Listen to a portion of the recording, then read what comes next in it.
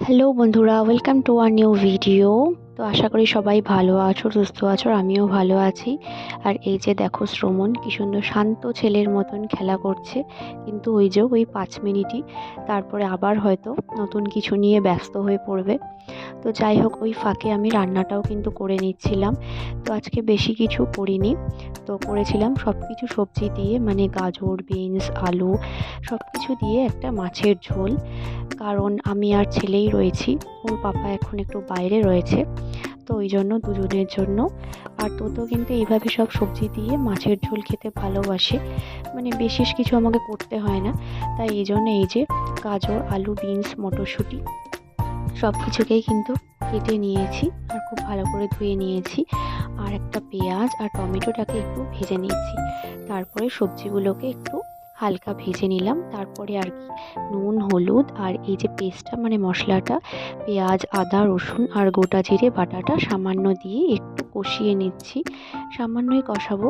তো এইভাবে কিন্তু মাছের ঝোল শ্রমণ খুব পছন্দ করে, তো ওই জন্য এইভাবেই করি, একটু সবজি দিয়ে।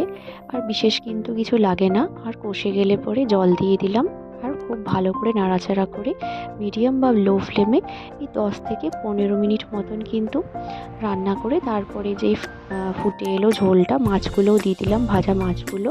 তো এই যে মাছের ঝোলও কিন্তু একদম রেডি হয়ে গিয়েছে। তো ওকে কিন্তু এখনও স্কুলে ভর্তি করিনি, এই সরস্বতী পুজোতেই তো হাতে খড়ি দিলাম। তো এইবারে চেষ্টা করছি যাতে একটা প্লে স্কুলে দিই, তাহলে ও একটু বন্ধু পাবে। একা একা ও একটু বোর হয়ে যায়, তো আমি যতটা পারি চেষ্টা করি ওকে সঙ্গ দেওয়ার। তাও মাঝে মাঝে তো রান্নাটাও করতে হয়, মানে মাঝে মাঝে এসে পড়ে করতে হচ্ছে, তো পুরোপুরি টাইম ওকে দিতে পারছি না, নিজেরও খারাপ লাগে। তো যাই হোক, সন্ধেবেলা ওকে একটু পাস্তা করে দিলাম। পাস্তা কিন্তু খুবই ভালোবাসে ও। তো একটু গাজর আর ক্যাপসিকাম হালকা ফ্রাই করে তারপরে কিন্তু সেদ্ধ করে রাখা পাস্তাগুলো দিয়ে আর এই যে সস দিয়ে পাস্তা কিন্তু ওর একদম রেডি হয়ে গিয়েছে। তারপরে ওকে একটু নিয়ে বসেছিলাম সকালে আর সন্ধেবেলা। ওকে কিন্তু আমি এখন লেখাতে বসছি, পড়ার থেকেও বেশি কিন্তু এখন একটু লেখাতে জোর দিচ্ছি, যাতে লেখাটা ও তাড়াতাড়ি একটু শিখে যেতে পারে, মানে এই 4-5টা লেটার অন্তত ওকে শিখাতে পারি, তাহলে স্কুলে ভর্তি হলেও ওর অতটা ওর চাপ থাকবে না। আর একটা ডিসিপ্লিনের মধ্যে থাকলে যে না, হ্যাঁ আমাকে রোজ 10 মিনিট হলেও বসতে হবে, এইটা যদি মানে ওকে বোঝাতে পারি যে না, তাহলে কিন্তু ও আস্তে আস্তে ওর আগ্রহটাও কিন্তু বাড়বে, আর লেখাটা কিন্তু ডিসিপ্লিনের মধ্যেও চলে আসবে।